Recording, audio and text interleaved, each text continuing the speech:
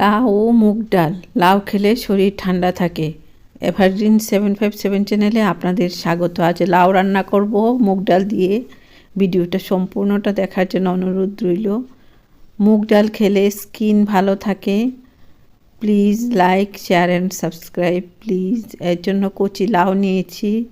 লাউটা ভালো করে ধুয়ে নিয়েছি খোসা সমেত।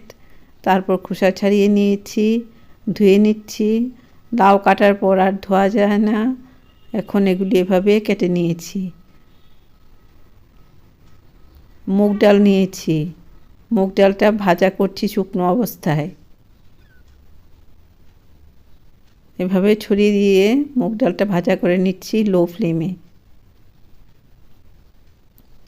মুগ ডাল ভাজা হয়ে গেছে। এখন এগুলি ঠান্ডা করে ধুয়ে নেব।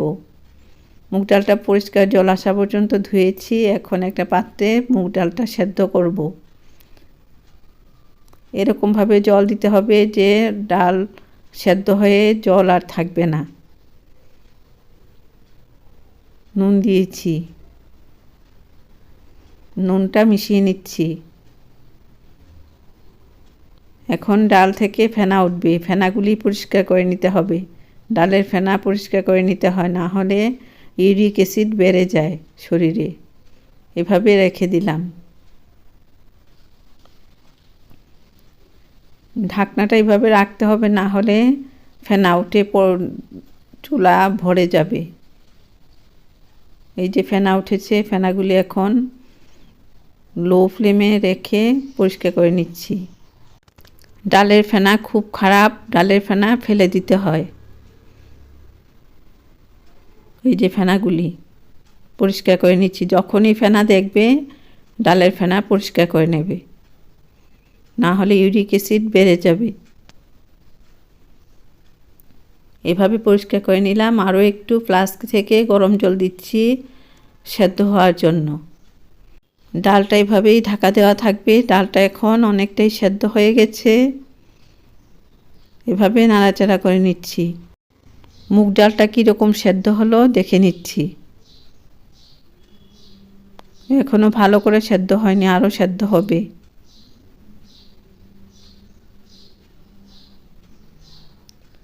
পাঁচ মিনিট পর আবার দেখে নিচ্ছি ডালটা কীরকম সেদ্ধ হলো। এখন দেখেই বোঝা যাচ্ছে ডাল সেদ্ধ হয়ে গেছে। এই সেদ্ধ ডালের মধ্যে এখন আমি লাউটা দেব। লাউটা দিয়ে নুন দিয়ে দেব। নুন দেওয়াতে লাউটা অনেকটাই নরম হয়ে যাবে, নাড়াচাড়া করতে সুবিধা হবে। এভাবে দিয়ে দিচ্ছি খুন্তি দিয়ে। ঢাকা দিয়ে রাখবো। কিছুক্ষণ পর ঢাকনাটা তুলে নাড়াচাড়া করব। নিচেরগুলি উপরে, উপরেরগুলি নিচে, এভাবে নাড়াচাড়া করে দেব।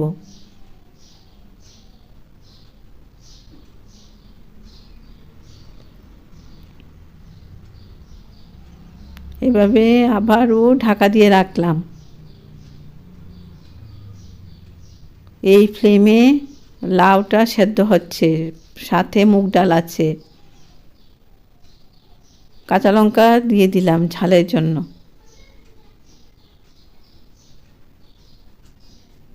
হলুদ দিয়ে দিলাম টেস্টের জন্য, রঙের জন্য।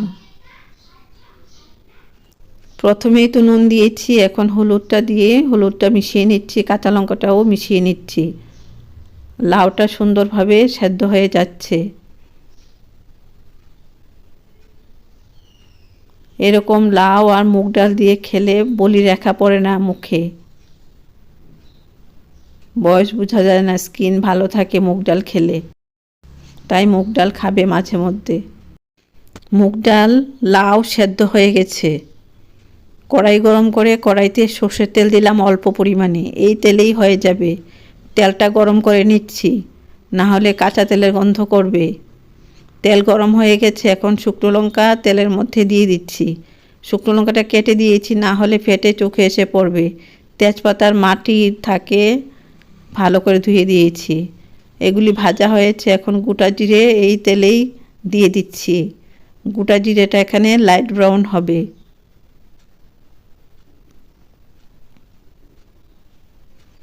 গোটা জিরেটা লাইট ব্রাউন হয়ে গেছে, সুন্দর সেন্ট বেরিয়েছে। এখন মুগ ডাল আর লাউটা যে সেদ্ধ করেছিলাম ফোড়নের মধ্যে দিয়ে দিচ্ছি।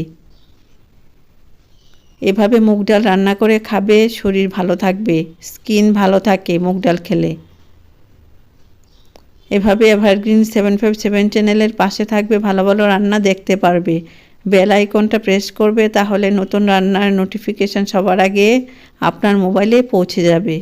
ঘষে ঘষে নাড়াচাড়া করতে হবে ডালের তরকারি, কারণ ডালটা নিচে বসে যায়, তাই ঘষা দিয়ে রান্না করতে হয়, খুন্তি দিয়ে ঘষা দিয়ে দিয়ে।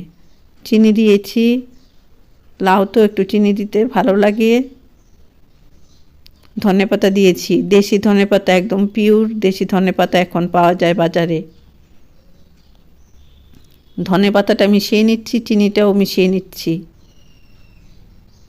এভাবে রান্না করে খাবে, আমার খুব ইচ্ছে। ভালো থাকো, সুস্থ থাকো, ধন্যবাদ।